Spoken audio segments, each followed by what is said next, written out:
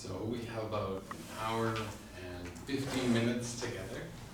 So this is really a continuation of the session that we did in our previous time together.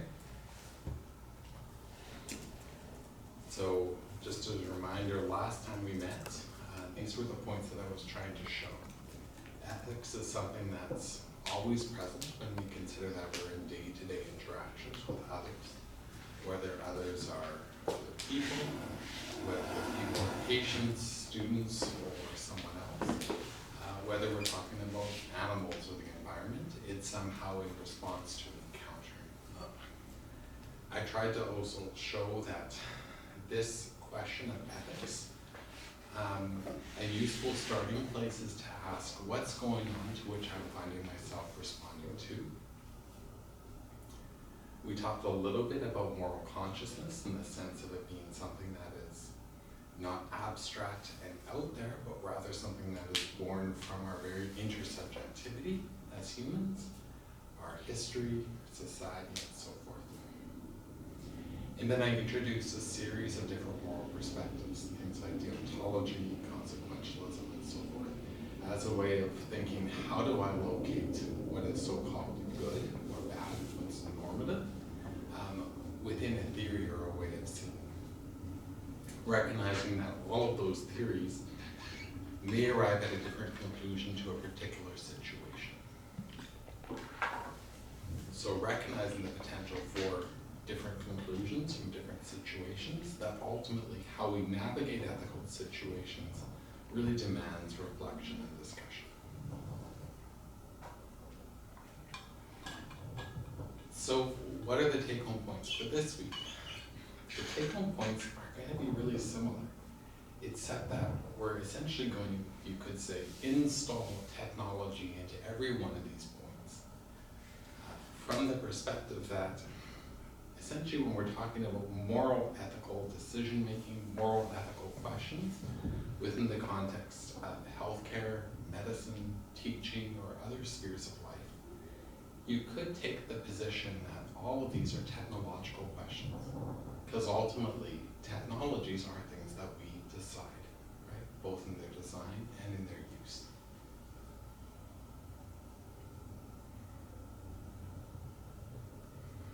So a good way of thinking about this topic is by asking these questions.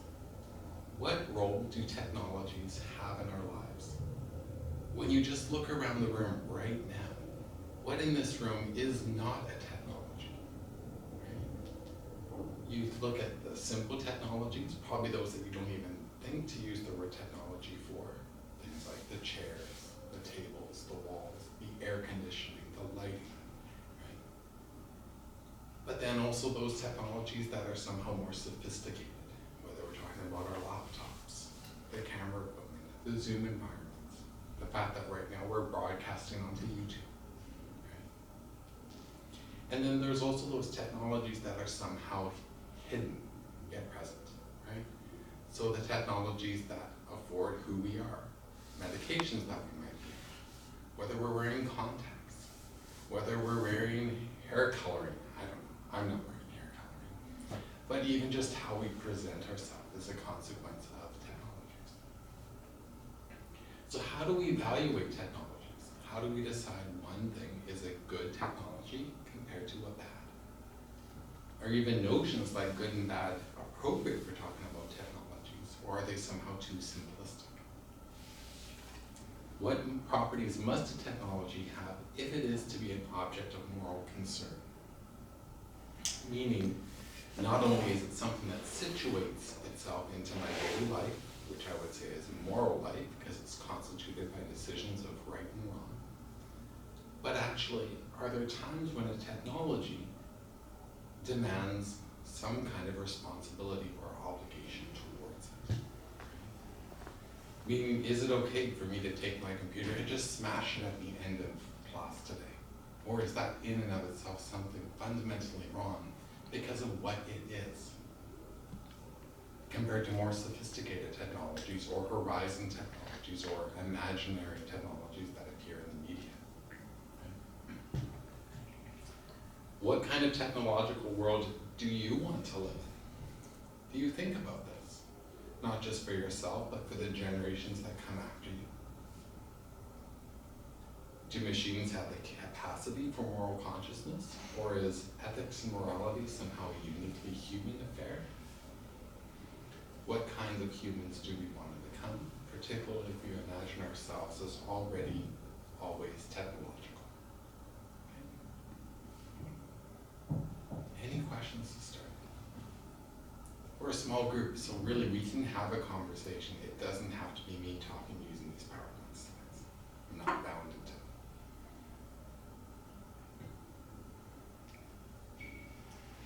So a nice way of beginning to think about technology, both in a thematic sense and a non-thematic sense, is turning to something like Marshall McLuhan's laws of media. Right? So when you think of a theme, so I was reading something this morning about thematic analysis, and it's, you know how it is, when you read something sometimes in the morning, it changes the way you talk for the whole day, because it's kind of on your mind. The notion of a theme in something like qualitative research is a subject that we think about, right? That's what the etymology is of thematic or theme, something that concerns us. We make it into a topic, right? So on the one hand, you can say technology is a theme, right? We're thinking about it today. But on the other hand, we can also acknowledge that by and large, we don't necessarily think about technology, but it's somehow constitutive of the actions that we have, right? So before this class today, I was listening to a colleague giving a lecture on ethics and chronic kidney disease and the use of dialysis, which is a medical technology that's now been around for decades, but still is full of certain normative questioning about life, right? And we're both interested in thinking about the ethics of dialysis in the sense of, well, what is dialysis and what does it do? But we're also interested in thinking about it non-thematically in the sense of how is it that dialysis conditions the lives of our patients?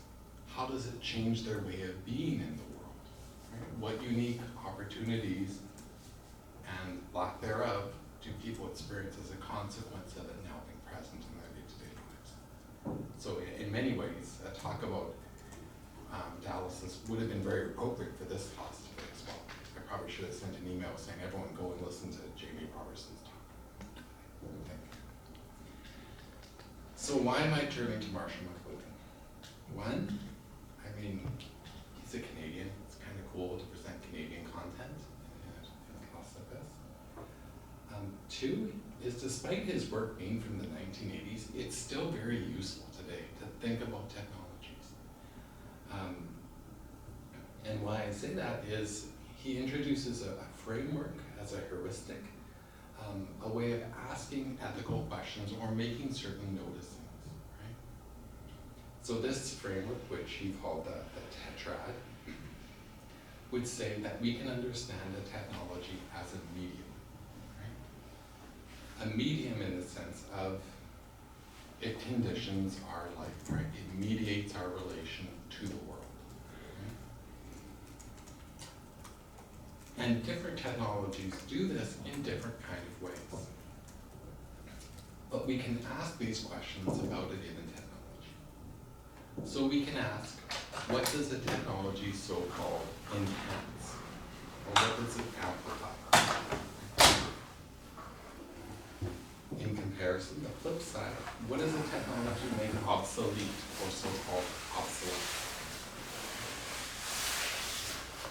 What happens when a technology is pushed to its very limits in our humanity? What does it reverse into? And then the opposite. What is being brought back by a technology? What does it retreat?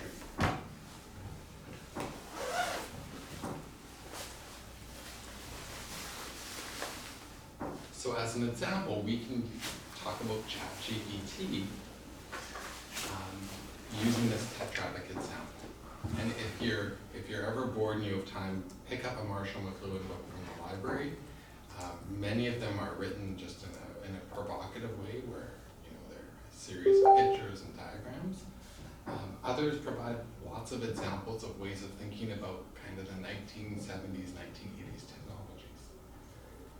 And I bet if you were interested, you could take many contemporary technologies and use some of his ways of thinking to explore novel insights of contemporary technologies in a way that probably hasn't been thought about or isn't thought about routinely in the spheres of practice. So, help me out here. If we're going to say that ChatGPT enhances something, what would you guys say it enhances? What does it amplify? What does it make possible?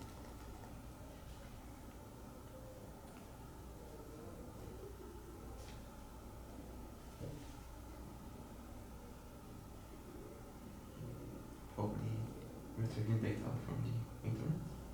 For sure. So in many ways, it amplifies what is available to read, right? In the sense of it amplifies processing of text, right? When you think about the volume of text that ChatGPT was trained on, it's beyond what any one of us could read in a lifetime, right? So that's something that amplifies. So we can say it amplifies the processing of text, pattern recognition, because ChatGPT, it doesn't read text, right? Not in the sense of you or I read text. I think when many of us read something, we read it for its so-called semantic content, right? Meaning if I were to read, I don't know, there is an iPad propped up on the table, right? I think about the meaning of those words as far as what it refers to. But there isn't any kind of cognitive thought as far as, I think at this point we understand it for ChatGPT, where it's making sense in a referential sense. It's rather looking at patterns of words that tend to come together. That's why it's possible, if you ask a question in ChatGPT, every now and then you can get it to spew out so-called nonsense text. It also amplifies the speed of text analysis. Right? You could say it amplifies automation, and I think for many of us, we'd say it amplifies productivity. I know many of my colleagues in the clinical sphere, they hate doing discharge summaries. They hate dictating on patients, particularly some patient who's been there in the NICU for 4 months, because it just takes a bunch of time to read through their chart. So they've said, well, couldn't we get ChatGPT to do this? Right? Couldn't we just upload their chart onto ChatGPT or some other medium and have it produce a discharge summary? That would make me more productive as a physician because I could do other things. Right? But what does this technology then obsolesce? Right? What does it make obsolete? Thoughts?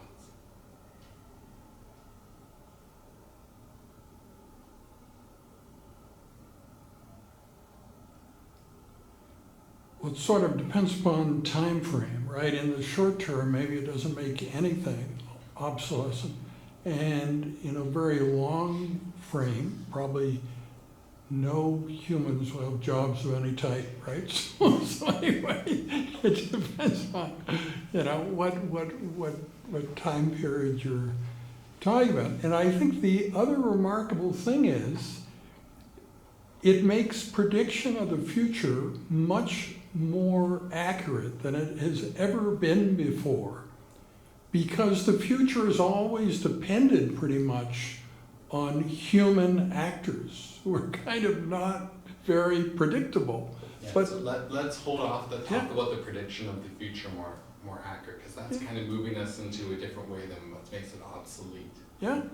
But I want to talk about that because we could say that the predictions that it makes is drawn from the source material. Okay? So is that truly predicting, or is that something else? We could say that what it makes obsolete is actually reading, right? If as a healthcare provider, I'm having ChatGPT do my discharge summary, it's making obsolete my reading of the chart, right? Because it's taking over that action for me. Now you might say, well, Michael, that's not a big deal, right? Like, is it really a big deal if students are now using ChatGPT to, you know, read through the literature and prepare like a background for a literature review? It's saving them time, right?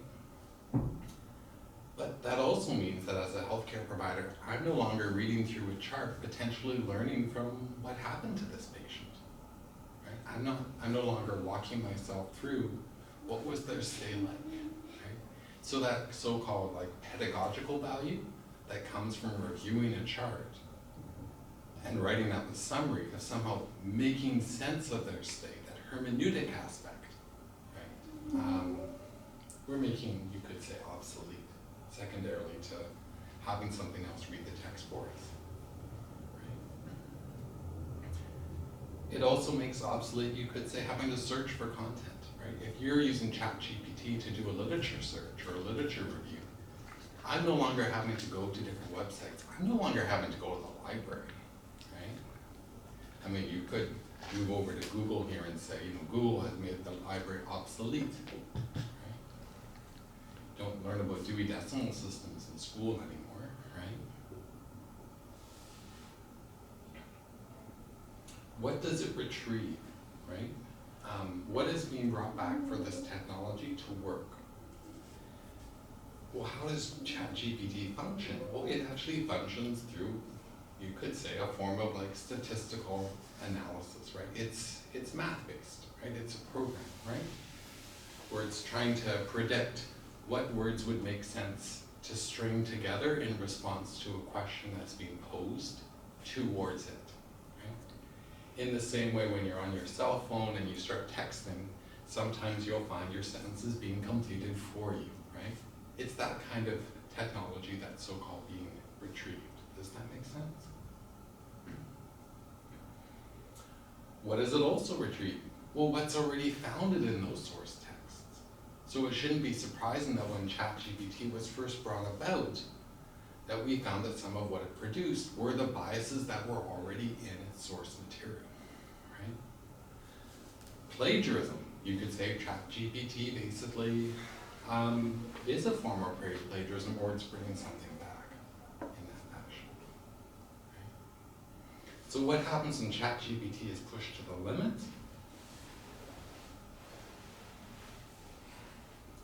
And this is where I think this notion of prediction becomes, right? If what it pulls forward for us from its reading of the reading, and I'm using that in a different way, of its source material, what it ultimately is creating is a text that somehow resembles the source text, right? So that's why you'll see some people writing about, is ChatGPT a threat to creativity, right? If essentially what it's producing is something that is going to be resembling what was there before, right? Is it going to somehow devolve into some kind of common sense? Common sense not in the sense of, oh, it's common sense to hold the door open for someone walking behind you. It's common sense to look up when you're walking across the street, but somehow common sense in the sense of just a generic common understanding, right? But what about when it's uniformly better? That also happens, particularly in areas of interest to you, like there's a lot of medical literature about it being better at empathy, equity, so not where it's reproducing the source material, but it's actually improving significantly on it. So I must say I've read a lot of the ChatGPT literature. To say that ChatGPT improves empathy, I think I need you to can you tell me what you mean by that? Yeah. Well, so for instance, explaining things to patients, if you get like a medical student to do it or a staff person to do it as opposed to ChatGPT, and if it's something that requires sensitivity, empathy, that uniformly ChatGPT's output is superior to the human output in 2024 articles. So let Not me in ask- 2022 or 2023? Yeah, no, so I'll challenge you on this. So what does empathy mean in that context? What's the meaning of empathy there? Well, putting yourself in the shoes of the patient, I guess feeling for them, thinking how this would appear to them, choosing your language so that So who's empathetic in this situation? the person giving the answer to the patient's questions about their illness. So you're saying that if a patient, I'm just trying to reproduce this in my mind, Right. a patient asks a question, the healthcare provider, rather than respond with their own words, they input the patient's question into ChatGPT, and then they read the output of the ChatGPT to the patient, that they're more empathetic?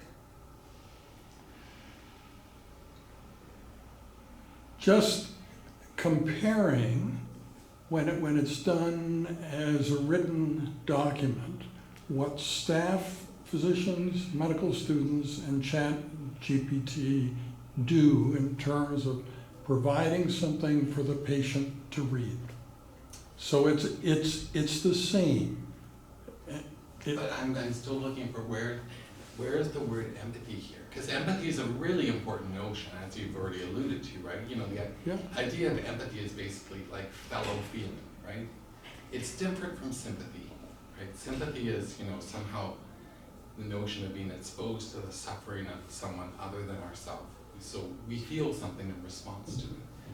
But the notion of empathy is more complex, because like you said, this idea of putting yourself in someone else's shoes.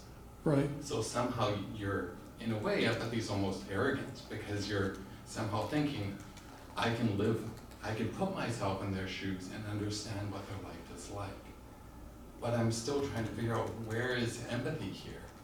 Is it just that you're talking about the text is more understandable, or the text is more clear, or that people find the text more communicative? But who's being empathetic? Yeah, you probably think that you're calling my bluff now, but I just finished this thing that I'm writing. Yeah, so I'm not calling your bluff, but I do think it's important that, you know, when we talk about things like technology like this, and the point of me presenting this tetrad isn't actually to get in an argument with him about empathy and the capabilities of ChatGPT.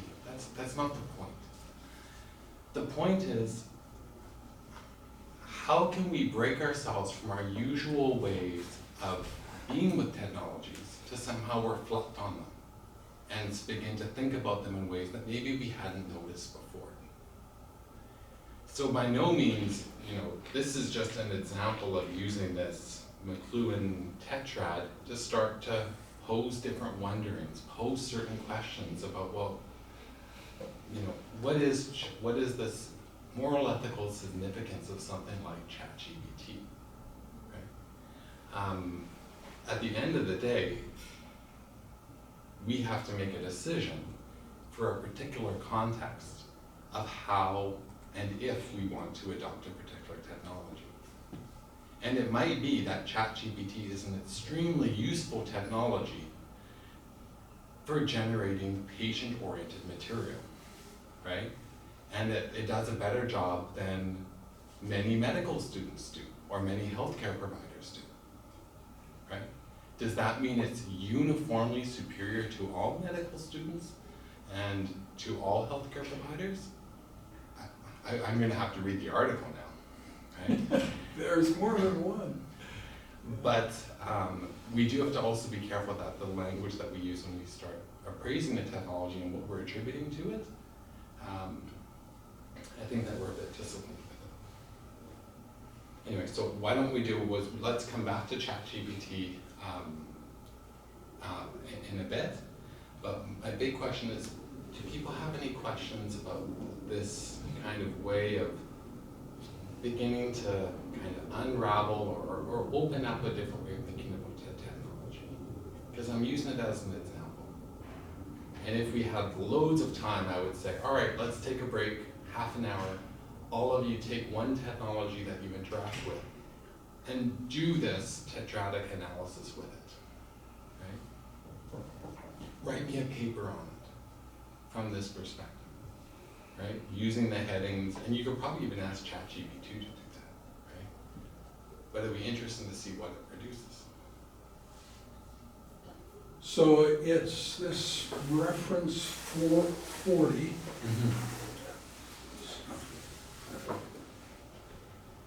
So from the reference, I'll have to read it, right? I guess. Because it doesn't mention empathy at all, No, right? no, It's, but it's but it's comparing an important responses to patients' questions. Yeah. Which, does that reveal that a lot of healthcare providers are not good at responding to patients' questions? Or does it reveal that ChatGPT is somehow inherently better at this? And if so, what source material did it use to develop its scripts or its way of responding? Right? It could be that what it did is it developed its source material from, I don't know, the TV show ER and Scrubs and other kind of places where, you know, people in the public have a sense of this is what a good doctor should say or how they should act. But it's hard, of course, to be flashed a reference and say here's what to do with it. But my big question is still, would you actually say that that's empathy?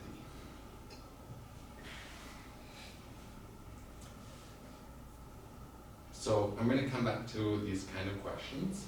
So the first is, technologies are constitutive of our very being in the world. So if you're interested in this area and you're in engineering, right? So this is, I'm hoping you're like, man, this is my stuff, right? Like, you know, if you're in engineering, I love to say this, you're going to be one of the most powerful people in the world, right? Because if you want to change clinical practice, you don't write journal articles, you build things, you design things, you change the way that we interact with one another because you introduce something into a particular context. So my hope is that engineers, designers have a deep understanding of ethics. I don't know if they all do, but I'm hoping they do. Philosophically, philosophy of technology, media ecology takes these kind of questions on. What role do things play in our culture? Should we assign agency or responsibility to technologies? What effects do things have on us? How do technologies constitute our humanity?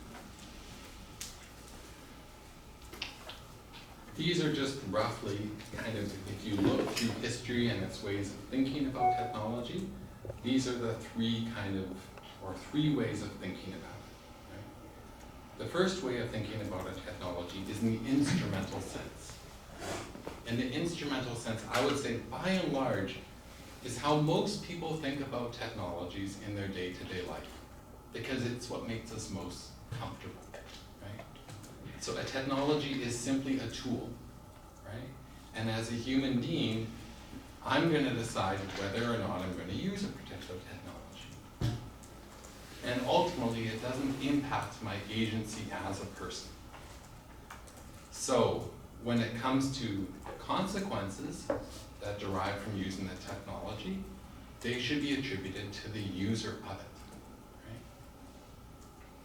So a prime example of this kind of thinking, of instrumentally thinking about technologies, would be a sentiment like, you know, guns don't kill people, people kill people. Right?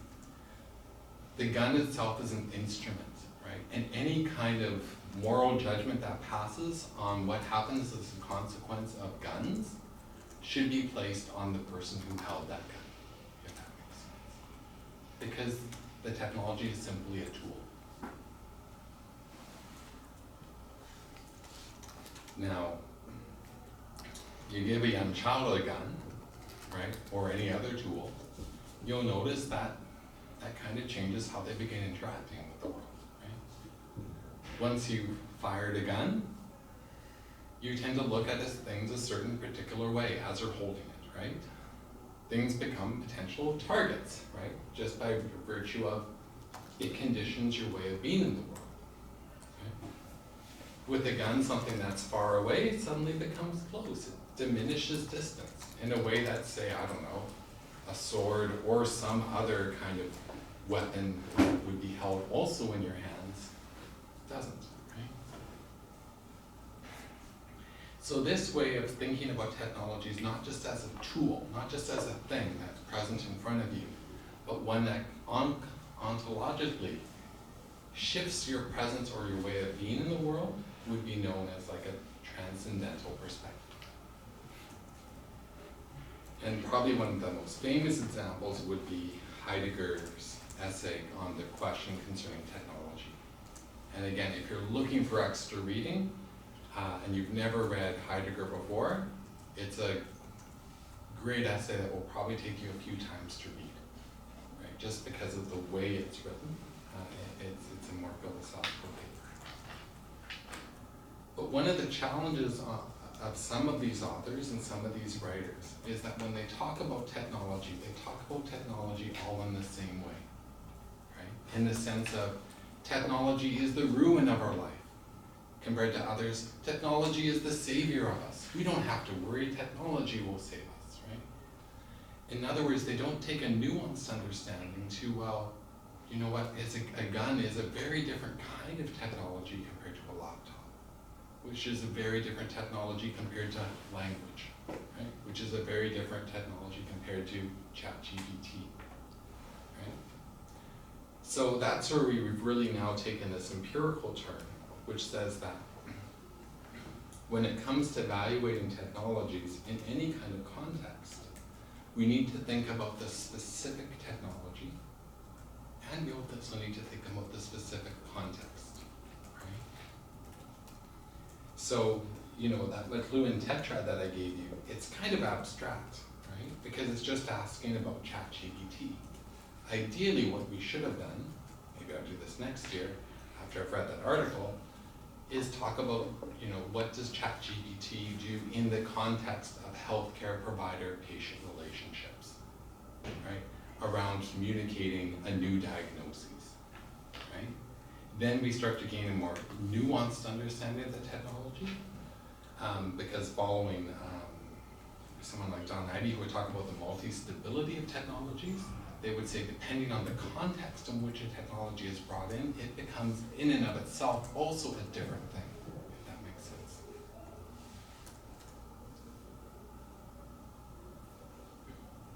Oh, so I have them here. So if you're interested, if this kind of thing is starting to pique your interest, I turn you to the American philosopher Don Idy, who's extremely well published within both the philosophical and media ecology literature, truly is a giant in those domains. He identifies his work as post-phenomenology. So phenomenology, briefly, is a tradition within continental philosophy, beginning with people like Husserl, to Heidegger, to Merleau-Ponty, to Levinas. If you've heard any of these names, if you haven't, don't worry about it. But phenomenology is essentially oriented to trying to understand how it is that meaning arises in our day-to-day experiencing of the world.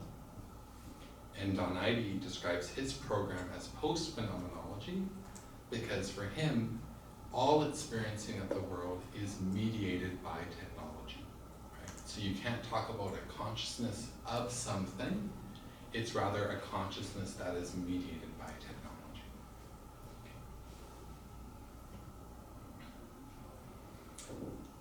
And he would say that in a context like the NICU, for example, all the different technologies at play are going to somehow mediate our relationship to others in both predictable and unpredictable ways.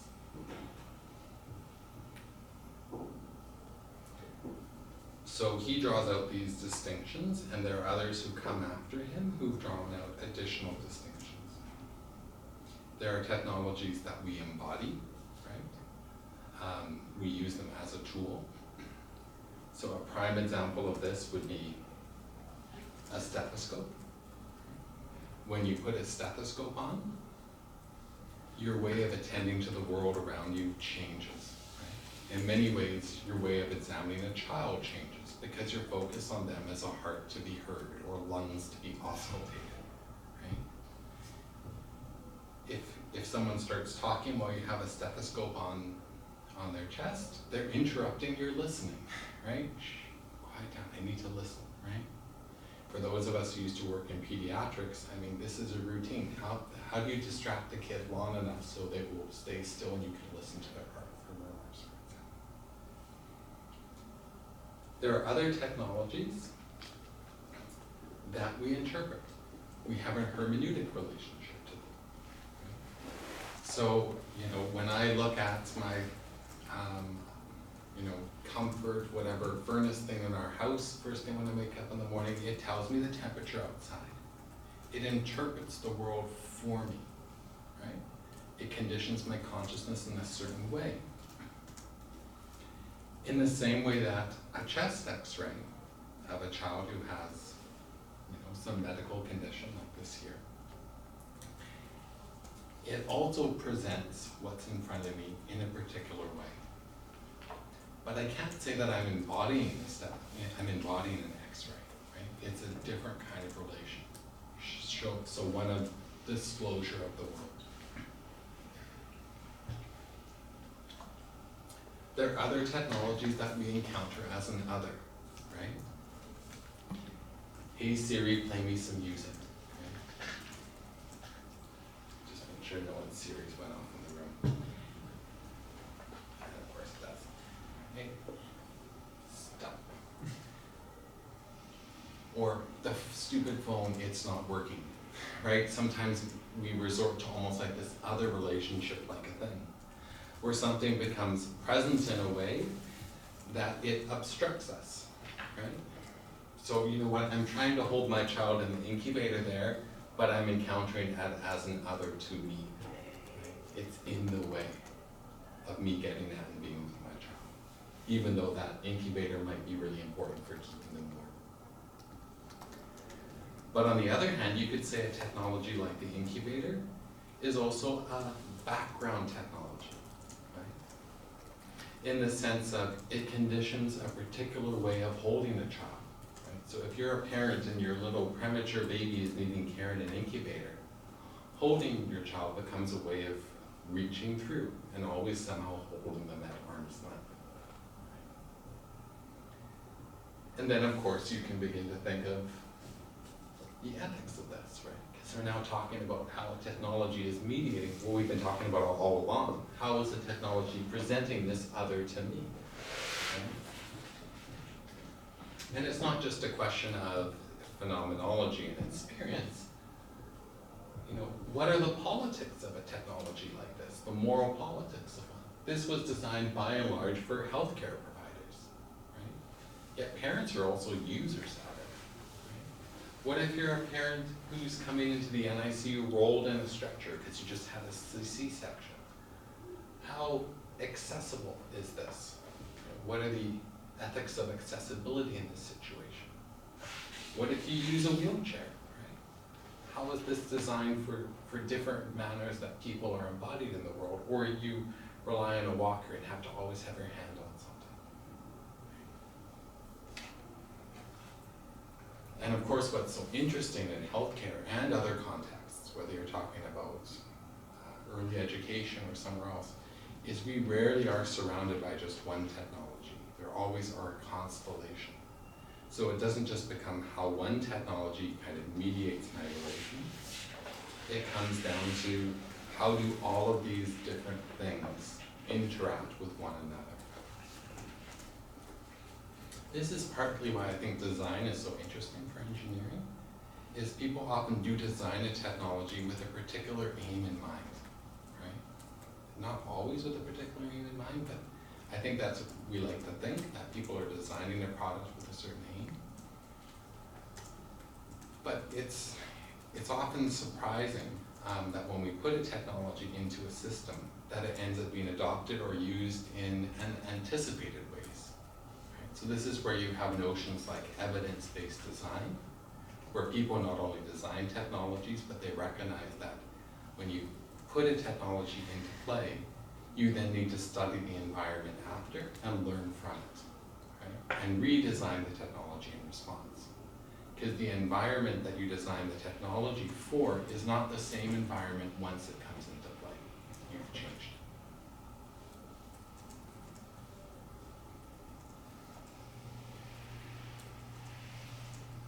any questions about this so far? Am I speaking like Latin, Greek, not making sense?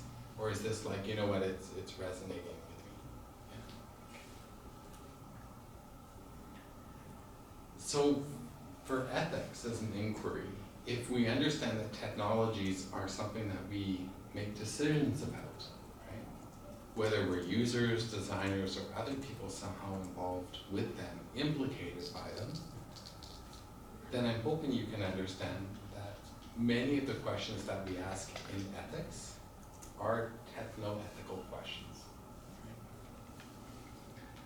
I have to say, one of my favorite people who I read is Jean-Luc Nancy.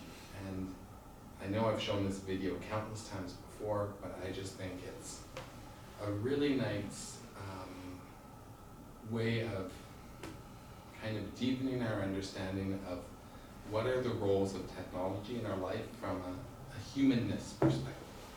Okay. So hopefully this works and the sound carries through.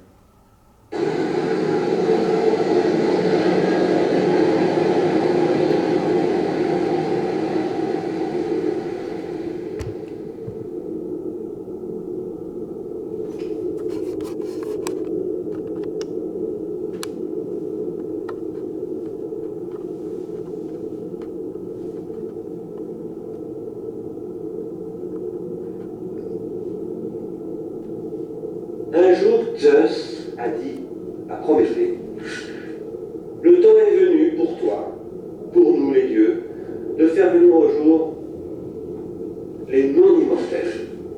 Les non-immortels, ce sont les animaux, les hommes.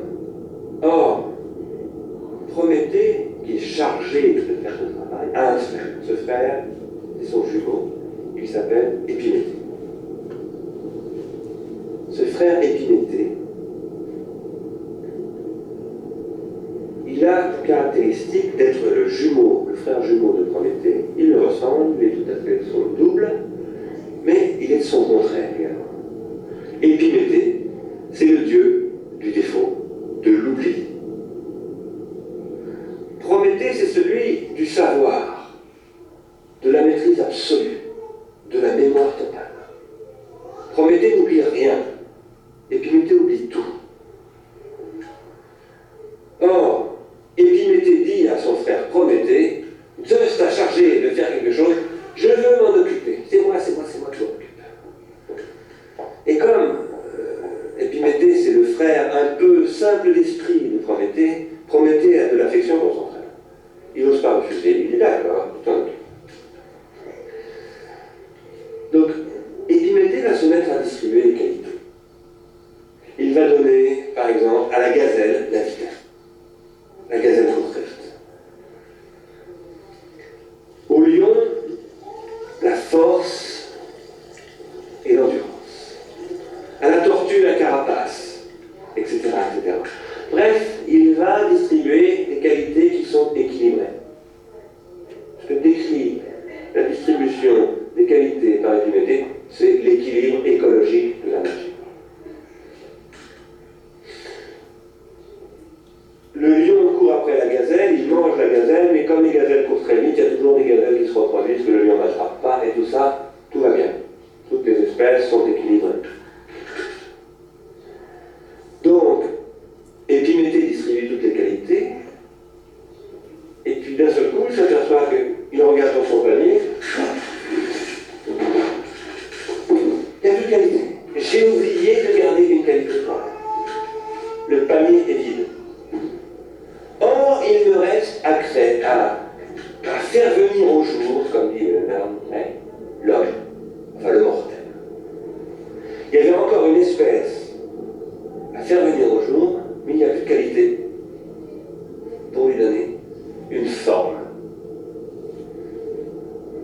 Du coup, Prométhée est obligé d'aller dans l'Olympe, dans l'atelier d'Héphaïstos, voler le feu.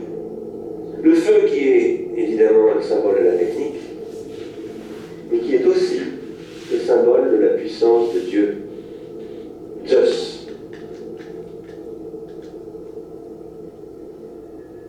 From the river bottom. said Jean-Luc Nancy and I meant Bernard Stiegler, all right? So that's Bernard Stiegler before he passed away.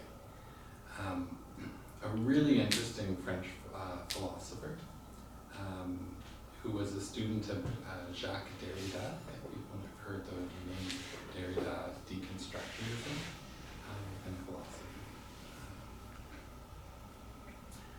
I like the way that he presents or talks about this story, or the way he presents the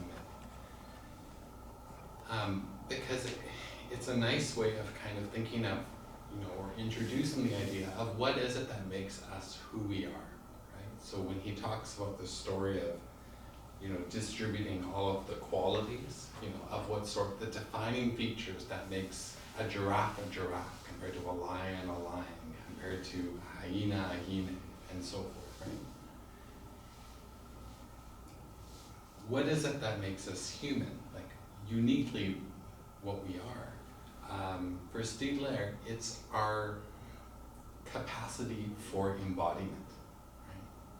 Our capacity for technologies, not only for us to design them, but for them to become part of our being in the world, right? So his way of talking about or thinking about technologies is that we have a so-called prosthetic relationship to technologies, and without them, we somehow always find ourselves deficient. But when we adopt a technology, it in some way, in an incomplete way, fulfills some way of now being present in the world. Right? So for Stiegler, technologies are not external to our being, rather than are what makes us human, as we are realized as technical beings, forever constituted by and constituting technology. This means as we create technologies, we are also recreating the sorts of humans that we are or will become. And for me, this is quite nice because it moves in thinking about technology as something that's out there, where here I am the subject, that technology is an object, but somehow avoids that dualistic thinking to focusing, on, what Nancy would refer to as the width, right, or Heidegger with the being width. That way in which we're blended, right? The way that, life actually reveals itself. Any questions about that?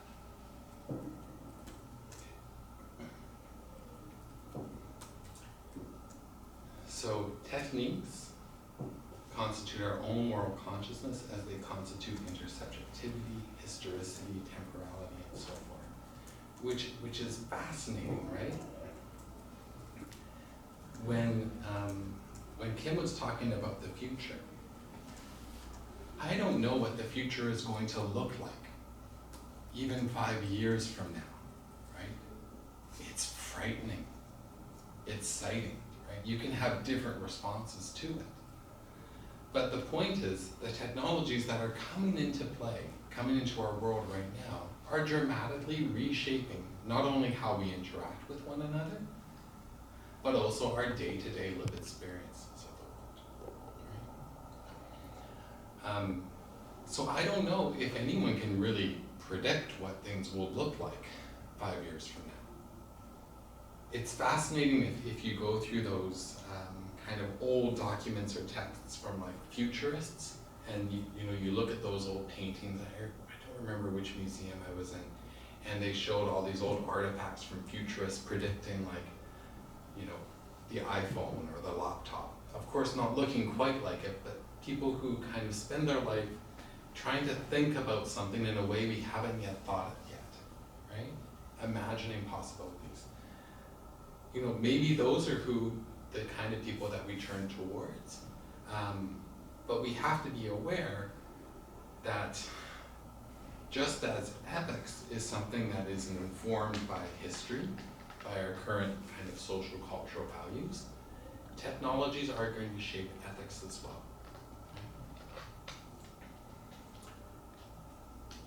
Can you think of a time in history before now when people have been able to be made, you could say, almost present in the current wars of the day, right? Like, I'm trying to think back to like the 1980s and, you know, the wars and conflicts that were happening in the world, compared to now, where what's happening in Ukraine, right? What's happening, you know, Palestine, Israel, you know, how it's actually brought forth in such rapidity, right? Like, such immediacy.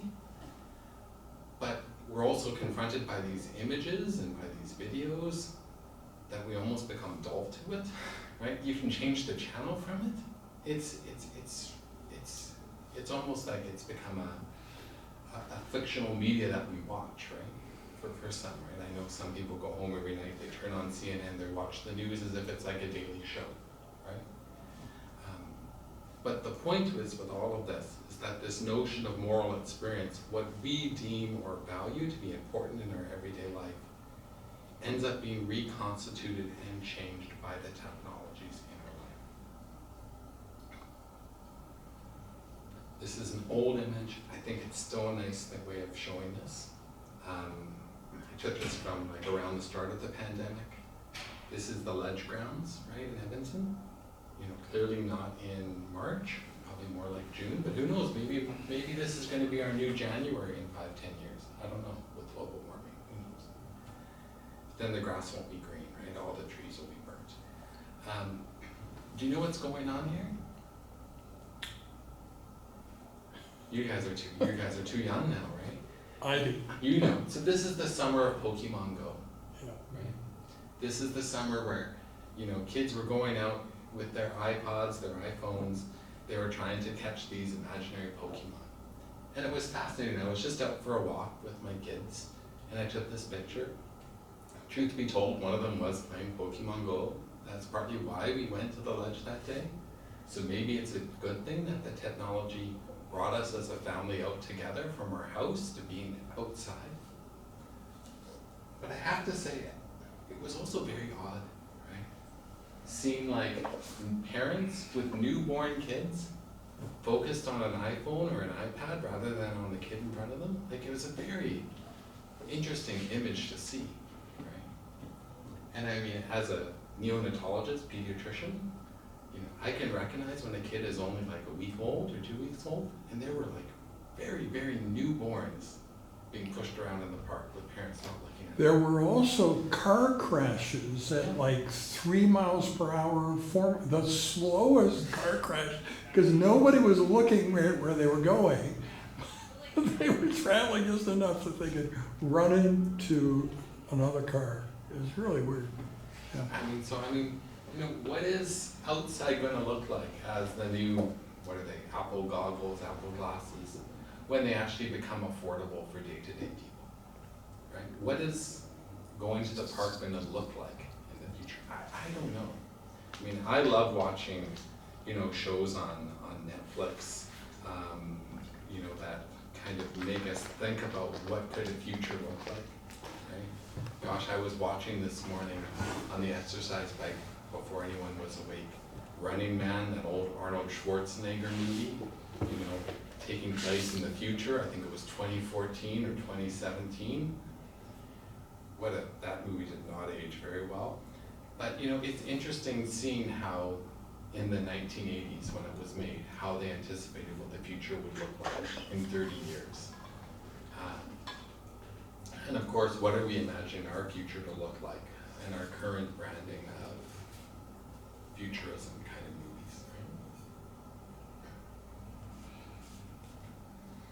This is where we can think reflectively from the past, where we can ask, like, you know, what were those most significant technologies? Right? If you were to think right now, what would you say they are? What were the most significant technologies of the last 10 years? Or during the time that you've kind of been an adult, right? What would you guys say are that have changed the way things are, the landscape of things? Well, not in the last 10 years, but the iPhone. iPhone, for sure. I mean, gosh, I remember when cell phones came out and there was a choice about whether you wanted to carry a cell phone or not. Now it just becomes, I mean, if you don't have a cell phone, I can't work as a physician. I'm required to carry one around. What other technologies would you say? Drones? Pardon me? Like drones? Drones, yeah. Dramatically changed the way that, I would say. And I think drones, we're still learning very much of how they're going to impact things in the future. Right? In a way, some of the licensing requirements, where not just anyone's allowed to fly a drone in city limits at certain heights, has somehow curtailed their advancement or integration. But we'll have to see how that changes with time. Which other technologies?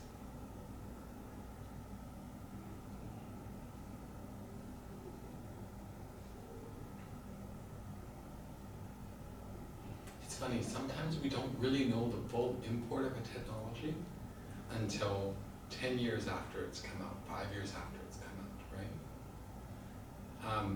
What's a good example? TikTok, Snapchat. How have those changed the way that adolescents kind of have matured? I think we're going to see that in the coming years as those people who use them during the formative years grow up, right? ChatGPT and other kind of models, I mean, maybe ChatGPT is yesterday's news. I'm not very good at staying on top of all the newest developments, right? But which are the ones on the horizon? I mean, you can probably tell us more than others, right? You run with this crowd. Are there particular technologies that you worry about? Yeah. Robots. Robots, yeah. We all worry about the robots, right? Well, and then we've talked about this before, this idea of, at what point a thing becomes more than a thing, right? I think most of us, I'm hoping, would recognize that, when you see like an animal walking around on the street,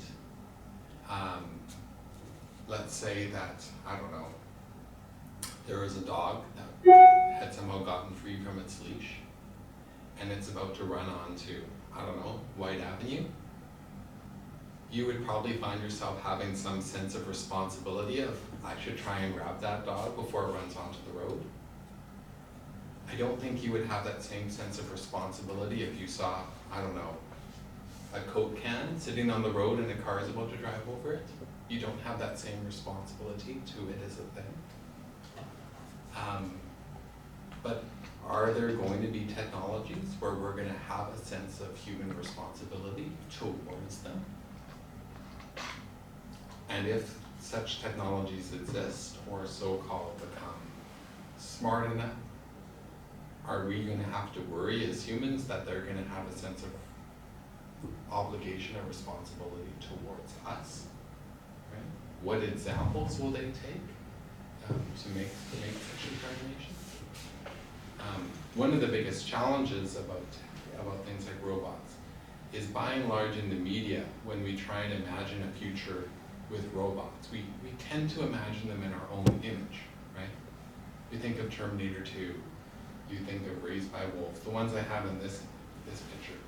We present the thing as somehow an entity that we can relate to, right? In order to make it a protagonist or antagonist. But what about the very real possibility that some of the technologies that will come into existence won't see us as anything other than a Coke can, right, on the road, because frankly, its grasping of the world is different from yours, right? We don't even register on it. Is that possible? I don't know. So I'm not a fear monger, nor do I want to put you people into a state of you have to be worried and scared of all technologies. That's not the point of this. But the point is, from an ethics perspective, is we need to think reflectively on these different things. Right? And we need to recognize that moral perspectives, so when I talked about things like deontology, consequentialism, so forth, that we can actually codify these into technologies themselves. Right? So these are some of the classic examples from media ecology of so-called a technology reflecting amorality. This is Langdon Withers Bridge. I'm I'm just going to tell these stories really quick because I want to leave at least some time for questions, comments. So these bridges were over the parkways in the United States. You can see they're kind of low, right? They don't have that much height to them. It's easy to drive a RAV4 under them. It would be easy to drive a convertible under them. But the kind of buses of the time would not necessarily fit under these bridges. And so, you know, Langdon Winter drew on this as an example in his writing. These were designed by Walter Moses, if I remember, to say that these expressed a morality of the time. That somehow the people who can be allowed or should be allowed to pass under these bridges are of a certain worth compared to others. Right? And these bridges really were on these roadways that would go down to like the beach. And essentially what they would do is they would prevent anyone who was dependent on public transportation, so people of lower socioeconomic status, for example, from going to the beach, because they couldn't access it. Now, nowadays we would say that's wrong, right? But the point is, as this is an example, is to somehow show that you can actually program a certain value, you could say, or imbue a technology with a certain morality. A philosopher who's really good at showing this and helping to make this through is Bruno Latour. So Bruno Latour is associated with actor network theory, which is kind of a way of thinking about technologies and humans whereby we're all put on the same level. We're all understood as different actors or actants within a network. What's nice here is this leveling of technology and person. So, you know, he would say that there's some technologies that we essentially delegate human tasks to, right? So a prime example would be the sleeping policeman, AKA the speed bump. I don't remember where these signs are from. But the idea is, you know, these technologies are taking over a person's task of saying, slow down, right? There may be children playing there, right? Because it's not good to speed where someone could get hurt.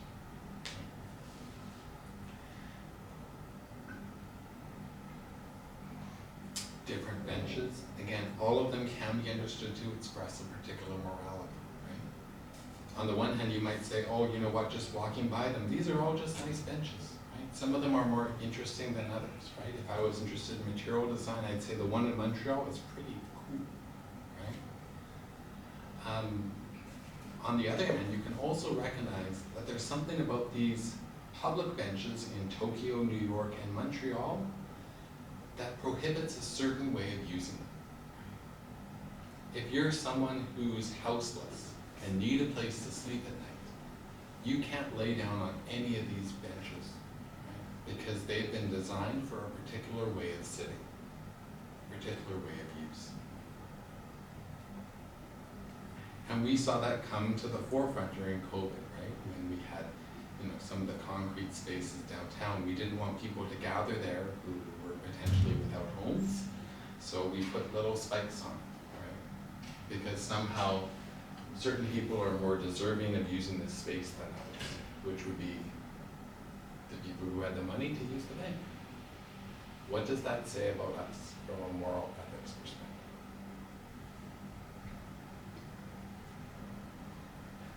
I'm hoping this last point is self-evident. I didn't prepare any slides around it. But having this kind of talk ultimately is important as we develop over time. I think there is a very clear need that as technologies come into play, that we take time to reflect on them. And we say, well, how did that change things in ways we anticipated, in ways we didn't? Because technologies are with us. They're very much what makes us who we are, right? So we can't imagine a future without new technologies. But we have to raise the discourse, you could say, beyond simply talking about technologies as what are their benefits and what are their risks. Right? we need to somehow move beyond that way of thinking, of just as a tool, to rather ask, how does this technology change things? That makes sense. So with that, we can either spend more time talking about empathy and ChatGPT, or we can definitely talk about anything else that's kind of in the back of your mind related to ethics, technology, and the future of medicine slash engineering slash early elementary education slash any other area that you are passionate about.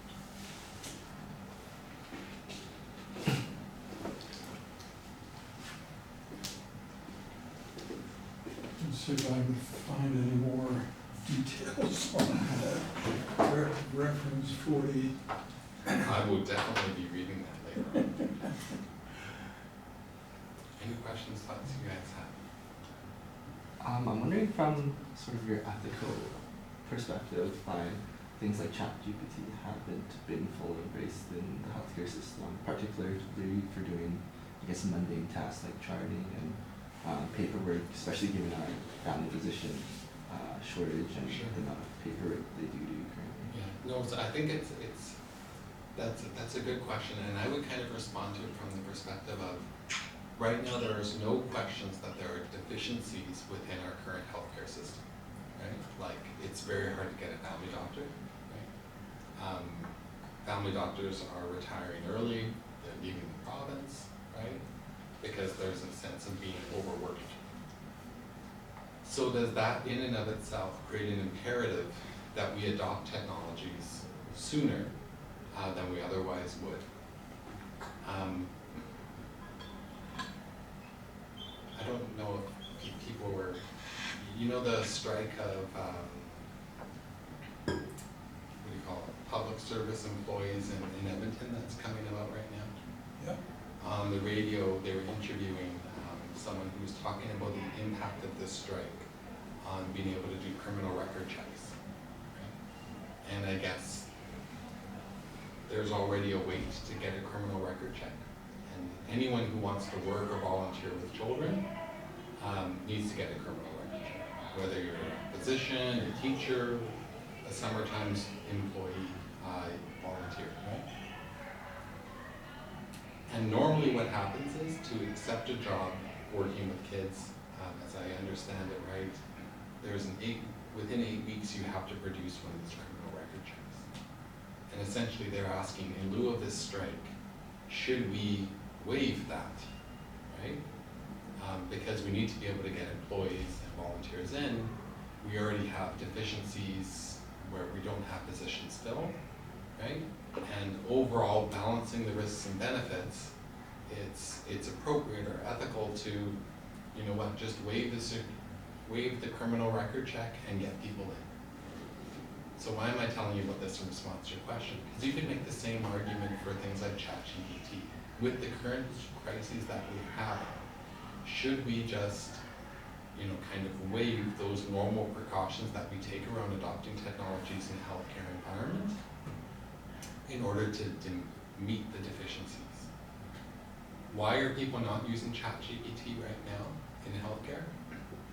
Tons of reasons, and most of them are because of certain policies, in the same way like a criminal record check is a policy, right? When you put patient data into ChatGPT, where does that data go? Somewhere else. Somewhere else, right? Patient data is some of the most secure data that you'll find, right?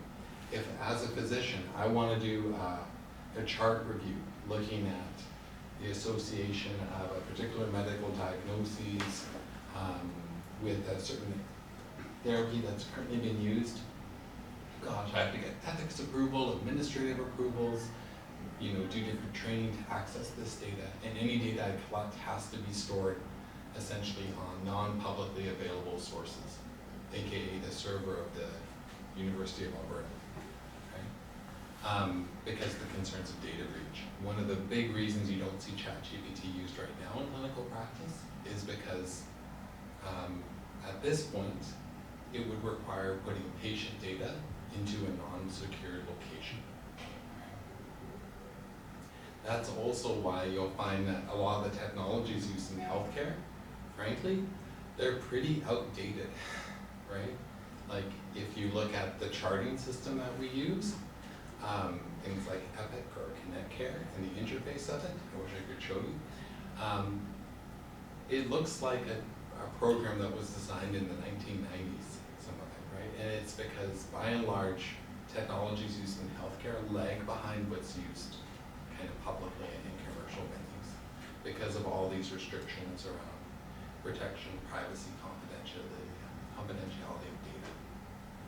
There's also this concern of, well, what are the legal implications if something went wrong, right? So who's going to take responsibility if we use ChatGPT to produce discharge summaries and that discharge summary ends up having an error in it, a mistake in it, perpetuates, you know, biases up towards a particular patient, right? So there's a lot of still fear about it. That being said, if you look at ChatGPT just as an example in like PubMed, the number of publications around it have gone through the roof, right? Like it's impossible to keep track of everything that's being published right now around ChatGPT. Most of what I've read, and Kim, please chime in if it's different, in the ethics literature for healthcare and ChatGPT, you have people's concerns around biases, concerns about fidelity or errors being introduced, concerns about privacy, sorry, not privacy, loss of privacy as well. What other themes do you see in the literature around ChatGPT and healthcare, Kim? Or your perspective as far as why it's not being used in pathology? Because there are, different kinds of technologies are being used now in terms of AI use and interpretation of radiographs, for example. So you are seeing some of it there, but it's not being adopted in the sense of, oh, let's just try this out today in the clinical environment. There are certain rules around that. Yeah. But it's also reshaping entire disciplines, like even like EKG reading. You can get an automated EKG reading, within seconds. Mm-hmm. It's just so different from the previous world. So I think this is a good balance for the students. I naturally come at this with all the remarkable positives and the things we can look forward to, the way this is going to enhance things. And I think Michael, his natural inclination is one of being more cautious. I am more circumspect, and that will come through, right? So, I look at something as simple as, in the healthcare venue now, we have what are called, order sets through Connect Care. So in the past, when I would be on call at night, and I'd be admitting a little baby with breathing difficulties, right? I'd have to grab my pen and paper, and I'd have to write down all the different orders that I would want, right? And by the end of my night on call, I'll be honest with you, I'd actually have a sore hand because I'd spend a lot of time writing orders in a busy NICU, right? Or at the very least at the end of an admission, I would. Nowadays, it's great. I just have to select an order set. This is a baby being born at 35 weeks gestation. They're being admitted with breathing difficulties. Press a button. All right, it generates the usual orders that we add. I read them through and I add or remove any that I think don't need to be there, right? And the number of times I forget to order something now compared to in the past, far less, right? The number of times that someone says, what does that mean with your handwriting? Doesn't happen anymore, right? The number of times there's calculation errors, also far less than before because there's none of this grabbing a calculator from your pocket or an iPhone from your pocket because it's all dosage adjusted automatically. So there's no question, it's fabulous. Now, is it a problem that the current generation of neonatologists that we're graduating from our program, I would say, would struggle to do their job without automated order sets?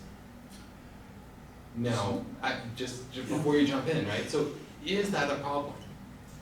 You could say, you know what, no it isn't, because this is the way of the future, right? We don't need to train doctors anymore to memorize things, because by and large they look things up, right? Like, you know, technologies change the way we practice.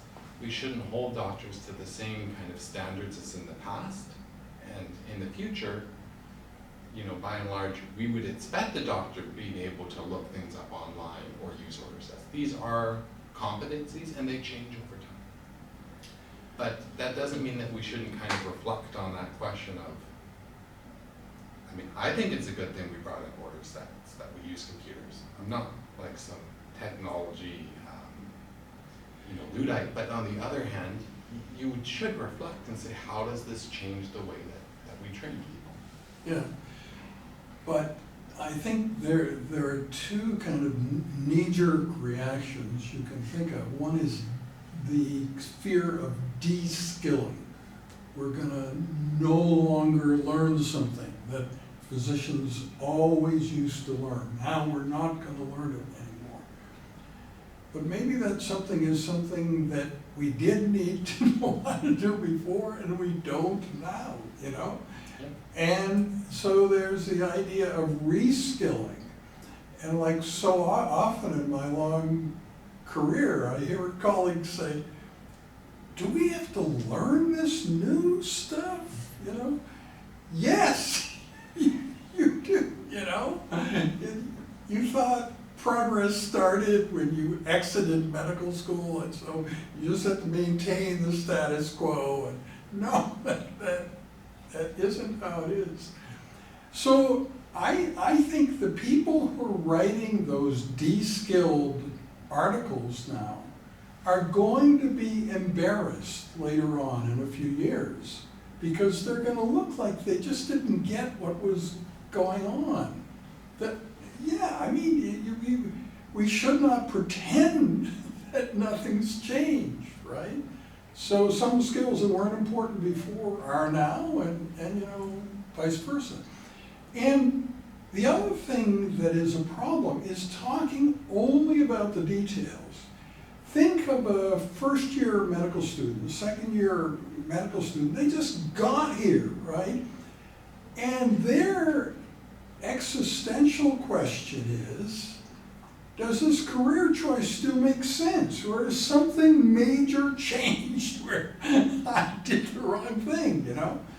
And the answer, I think, is the world is opening up. The possibilities for you to do good in the world is much greater than it was last year and the year before. It's exponentially increasing every year how much good you could do in the medical profession was originally limited in all sorts of ways. Local stuff that meant you can only do things locally, and you know, a whole set of like where you chose to train and so on was sort of limiting you, channeling you, and that's much less true now.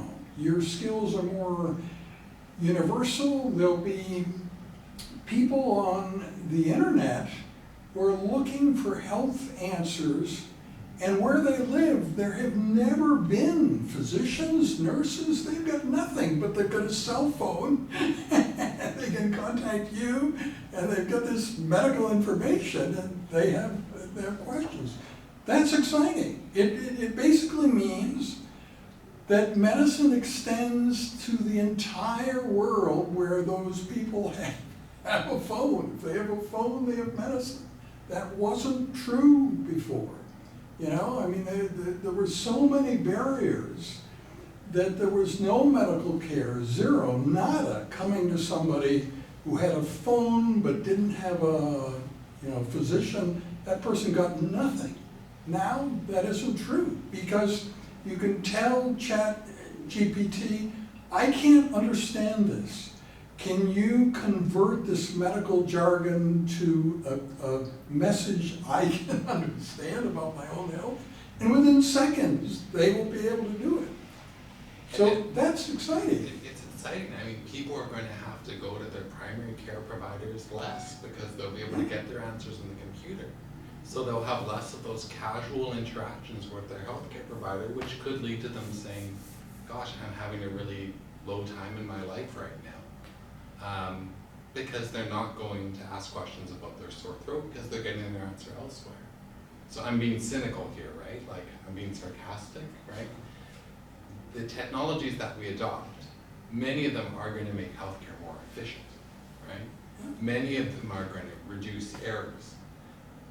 But there will be implications to them that we might not anticipate, right?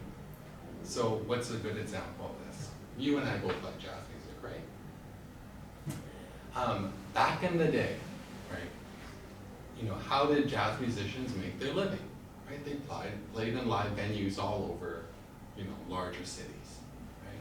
And as a result, the performers were by and large playing like almost every night. When you think about like Coltrane, Monk, you name it, they were playing every night in front of people, every night with their peers, really honing their craft, right?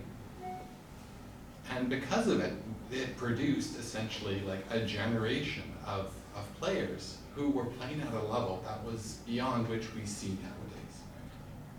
Why? Because nowadays, most venues have such good sound systems that they don't hire live music. There's what, 2 places in town that actually are really catering towards jazz music in Edmonton, which is a decent sized city, right? If you're a gigging jazz musician, you're lucky to play live in a venue a couple times a month, right?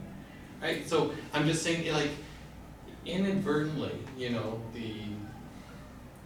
changes within the music industry have actually changed the kind of musicians that we will expect to produce with time.